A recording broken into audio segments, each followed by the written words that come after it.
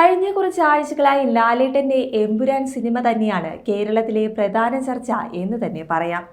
റിലീസിന് മുൻപ് വരെ വളരെ ഹൈപ്പ് കൊടുത്താണ് ചിത്രം വാർത്തകളിൽ നിറഞ്ഞു നിന്നിരുന്നത്. എന്നാൽ ചിത്രം പുറത്തിറങ്ങിയതോടെ കഥയങ്ങ് മാറി. വിവാദങ്ങളുടെ ഘോഷയാത്രയാണ് നമ്മൾ തുടർന്ന് കാണുന്നത്. എന്നാൽ എമ്പുരാൻ സിനിമയുടെ റീ എഡിറ്റിംഗ് പതിപ്പ് പുറത്തു വരുമ്പോഴെങ്കിലും വിവാദത്തിന് അല്പം മൂർച്ച കുറയുമെന്ന് വിചാരിച്ചവർക്കും ഇപ്പോഴിതാ തെറ്റിയിരിക്കുകയാണ്. നമുക്കറിയാം, ചിത്രത്തിൽ ഹിന്ദുക്കളെ അപമാനിക്കുന്ന തരത്തിൽ ചില രംഗങ്ങൾ, അതായത് വില്ലന്റെ പേര് പോലും ഹിന്ദുക്കളെ അപമാനിക്കുന്നതാണെന്നാണ് ഉയരുന്ന ഒരു ആരോപണം. എന്നാൽ സത്യത്തിൽ സിനിമയിൽ ഹിന്ദു വിരുദ്ധത അല്ല കൂടുതലായി ചിത്രീകരിച്ചിരിക്കുന്നത്. ക്രൈസ്തവ വിശ്വാസങ്ങളെയാണ് രാജവേട്ടനും മുരളി ഗോപിയും ചേർന്ന് ചവിട്ടി മെതിച്ചിരിക്കുന്നത് എന്ന് തന്നെ പറയാം. ഇതിനെതിരെ KCBCയും സീറോ മലബാർ സഭയും രംഗത്തെത്തിക്കഴിഞ്ഞു. അങ്ങനെ ചിത്രത്തിനെതിരെ പല പോസ്റ്റുകളും കണ്ടതിനിടയിൽ എന്നെ അല്പം ചിന്തിപ്പിച്ച ഒരു പോസ്റ്റാണ് ജിതിൻ K ജേക്കബിൻ്റേത്. എമ്പുരാൻ പിശാചിന്റെ സന്തതി എന്നൊരു ടൈറ്റിൽ നൽകിയാണ് ജിതിൻ തന്റെ പോസ്റ്റ് ആരംഭിച്ചിരിക്കുന്നത്. എമ്പുരാൻ സിനിമയിൽ എങ്ങനെയാണ് ഈ ക്രൈസ്തവ വിശ്വാസങ്ങളെ പൃഥ്വിരാജും മറ്റും അവഹേളിച്ചിരിക്കുന്നതെന്ന് നിങ്ങൾക്ക് മനസ്സിലാകണമെങ്കിൽ ജിതിന്റെ പോസ്റ്റ് തീർച്ചയായും വായിക്കുക.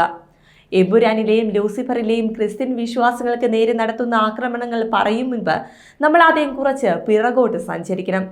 പൃഥ്വിരാജ് എന്ന നിലപാടുള്ള മഹാന്റെ പല സിനിമകളിലും നമ്മൾ എടുത്തു നോക്കിക്കഴിഞ്ഞാൽ സാത്താൻ സേവ അല്ലെങ്കിൽ ഈ പൈശാചിക ആരാധന ബൈബിൾ വചനങ്ങൾ ദുർവാഖ്യാനം ചെയ്ത് അവതരിപ്പിച്ചിരിക്കുന്നതും ബൈബിളിൽ ഇല്ലാത്ത വചനങ്ങൾ ഉണ്ടെന്ന് കാണിക്കുന്നതും പൈശാചിക ചിഹ്നങ്ങളുടെ അവതരണവും പൈശാചിക സ്തുതികളും യേശുക്രിസ്തുവിനെ ഇൻഡയറക്റ്റ് ആയിട്ട് അവഹേളിക്കുന്നത്, ഇതെല്ലാം നമുക്ക് അദ്ദേഹത്തിന്റെ പല ചിത്രങ്ങളിലും കാണാൻ കഴിയും. ഉദാഹരണമായി ചില സിനിമകളുടെ പേരും ജിതിൻ ഇവിടെ എടുത്തു പറയുന്നുണ്ട്. Stop violence, Adam John, nine, Ezra, cold case തുടങ്ങിയ സിനിമകളിൽ നേരിട്ട് തന്നെയാണ് പൃഥ്വിരാജ് സാത്താൻ സേവയും സാത്താന്റെ ആരാധനയും സാത്താൻ ബിംബങ്ങളുമൊക്കെ കാണിച്ചിരിക്കുന്നത്. കൂടാതെ ഈ 666, 616, 888, FFF തുടങ്ങിയവയൊക്കെ പൈശാചിക ബിംബങ്ങളായാണ് കരുതപ്പെടുന്നത്. ബൈബിൾ വായിച്ചിട്ടുള്ളവർക്ക് ഈ 666 എന്ന നമ്പറിനെ കുറിച്ച് മനസ്സിലാക്കുവാൻ സാധിക്കും. അതേസമയം രാജവേട്ടന്റെ 7th ഡേ മെമ്മറീസ് തുടങ്ങിയ സിനിമകളിലും ഈ സാത്താനിക്കായിട്ടുള്ള കാര്യങ്ങൾ ഇൻഡയറക്റ്റ് ആയിട്ട് പറയുന്നത് നമുക്ക് കാണാൻ കഴിയും.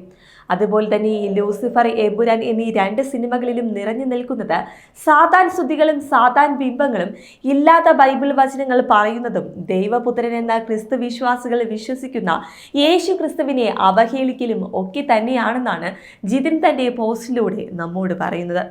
നമുക്കറിയാം, എമ്പുരാന്റെ ആദ്യ പാർട്ടിന്റെ പേര് ലൂസിഫർ എന്നായിരുന്നു. വളരെ മികച്ച വിജയം നേടിയൊരു ചിത്രം തന്നെയായിരുന്നു അത്. എന്നാൽ ലൂസിഫർ എന്നത് പൈശാചികതയുടെ രൂപമാണ്, അല്ലെങ്കിൽ തിന്മയായിട്ടാണ് ബൈബിളിൽ സത്യത്തിൽ പറയുന്നത്.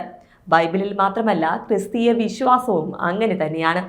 കൂടാതെ ലൂസിഫറിൽ മോഹൻലാൽ ഉപയോഗിക്കുന്ന കാറിന്റെ നമ്പർ നിങ്ങൾ ആരെങ്കിലും ശ്രദ്ധിച്ചിട്ടുണ്ടോ?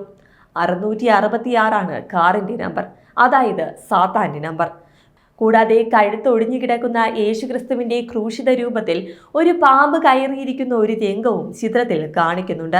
സിനിമ കണ്ടവരിൽ പലരും ഈ രംഗവും കണ്ടിട്ടുണ്ടാകും.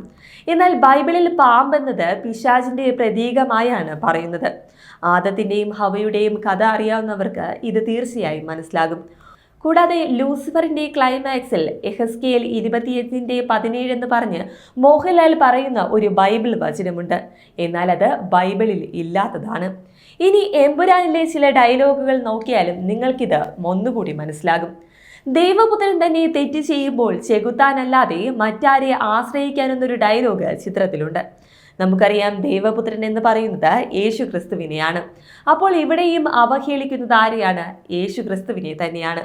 ദൈവപുത്രൻ തെറ്റ് ചെയ്താൽ ചെകുത്താൻ അല്ലെങ്കിൽ സാത്താൻ ഇവിടെ രക്ഷിക്കാൻ വരുമെന്നാണ് പറയുന്നത്. സാധാരണയായി നമ്മൾ എന്താണ് കേട്ടിട്ടുള്ളത്? ചെകുത്താനിൽ നിന്നും രക്ഷിക്കാനാണ് ദൈവം വരുന്നത്. അപ്പോൾ ഇവിടെയും യേശു ക്രിസ്തുവിനെ അവഹേളിക്കുക തന്നെയാണ് സംവിധായകനും കൂട്ടരും ചെയ്തിരിക്കുന്നത്. കൂടാതെ ഒരു തകർന്ന പള്ളിയുടെ മുന്നിലിരുന്ന് മോഹൻലാലിന്റെ കഥാപാത്രം പറയുന്ന ഒരു ഡയലോഗുണ്ട്. ദൈവപുത്രൻ വിതച്ച പാപത്തിന്റെ വിളവെടുക്കാൻ കറുത്ത മാലാഖ എന്ന്. ഇവിടെയും അവഹേളിക്കുന്നത് തീർച്ചയായും യേശു ക്രിസ്തുവിനെ തന്നെയാണ്. അതേസമയം കറുത്ത മാലാഖ എന്ന് പറഞ്ഞ് പിശാചിനെ പുകഴ്ത്തുകയും ഇവർ ചെയ്യുന്നു. അങ്ങനെ നിരവധി സാത്താൻ സ്തുതികളാണ് നമുക്ക് എമ്പുരാനിലും കാണുവാൻ സാധിക്കുന്നത്.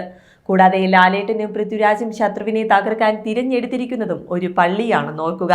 ആ സീനിന്റെ അവസാനം മുകളിൽ നിന്ന് ഒരു കുരിശൊടിഞ്ഞ് തലകുത്തി വീഴുന്നതായി കാണിക്കുന്നുണ്ട്. കുരിശിന്റെ മറ്റെല്ലാ ഭാഗങ്ങളും ഒഴിഞ്ഞുപോയി ലൂസിഫറിനെ കുറിക്കുന്ന എല്ലാണ് തുടർന്ന് കാണിക്കുന്നത്. അതായത് ലൂസിഫർ, പിശാച് ദൈവത്തെ തോൽപ്പിക്കുന്നുവെന്നാണ് ഇവിടെയും സംവിധായകൻ പറയാതെ പറയുന്നത്. എന്തായാലും ഹൈന്ദവ വിശ്വാസങ്ങൾക്ക് നേരെയും ഇന്ത്യ എന്ന രാജ്യത്തിന്റെ അഖണ്ഡതയ്ക്ക് നേരെയും എന്ത് വൃത്തികേട് കാണിച്ചാലും ഇവിടെ ആരും ചോദിക്കില്ല എന്ന് അവർക്ക് നന്നായിട്ടറിയാം. ചോദിച്ചാലോ ആവിഷ്കാര സ്വാതന്ത്ര്യം, ഫാസിസം എന്നൊക്കെ പറഞ്ഞ് ഇരവാദം ഇറക്കിയാൽ മതിയെന്നും അവർക്കറിയാം. പക്ഷേ അതുപോലെയല്ല ക്രിസ്ത്യൻ വിശ്വാസങ്ങൾക്ക് നേരെ വിഷം തുപ്പിയാലെന്ന് പൃഥ്വിരാജിന് നന്നായിട്ടറിയാം. അതുകൊണ്ട് വളഞ്ഞ വഴിയിൽ അതിനീചമായി ഇങ്ങനെ ക്രിസ്തീയ വിശ്വാസങ്ങൾക്ക് നേരെയും ക്രിസ്തുവിന് നേരെയും അവഹേളനം നടത്തിയിരിക്കുന്നത്. എന്നാൽ സിനിമയെ സിനിമയായി കണ്ടാൽ പോരെയെന്ന് ചോദിക്കുന്നവരും ഉണ്ടാകാം. ന്യായമായൊരു ചോദ്യം തന്നെയാണ്, അതിനെ ആരും ഇവിടെ എതിർക്കുന്നുമില്ല. പക്ഷേ അവിടെയാണ് കുഴപ്പം. ഇത് 1-2 സിനിമകളിലാണെങ്കിൽ നമുക്ക് അത് പറ്റിപ്പോയൊരു തെറ്റാണെന്ന് സമ്മതിക്കാം. പക്ഷേ ഇവിടെ ലൂസിഫർ എമ്പുരാൻ എന്ന ലൂസിഫർ എമ്പുരാൻ തുടങ്ങിയ പൃഥ്വിരാജ് സിനിമകളിൽ മാത്രമല്ല ഇതുള്ളത്. അതിനാൽ പൃഥ്വിരാജിന്റെ തനിനിറം കാട്ടപ്പെട്ടു കഴിഞ്ഞുവെന്നാണ് ജിതിൻ പറയുന്നത്. എന്തായാലും ജിതിന്റെ പോസ്റ്റ് വൈറലായതോടെ ഇപ്പോൾ പല ഗ്രൂപ്പുകളിലും ഇത് ഷെയർ ചെയ്യപ്പെടുകയാണ്. എന്തായാലും ഞങ്ങൾ ഇന്നലെ ചർച്ചയിൽ പറഞ്ഞതുപോലെ ആവിഷ്കാര സ്വാതന്ത്ര്യമൊക്കെ എല്ലാവർക്കുമുണ്ട്. പക്ഷേ അത് വെറും കച്ചവടത്തിന് വേണ്ടി മാത്രം ആകരുത്. പണത്തിന് വേണ്ടി തെറ്റായ കാര്യങ്ങൾ സമൂഹത്തിന് മുന്നിൽ ഇട്ടുകൊടുക്കാതിരിക്കുക.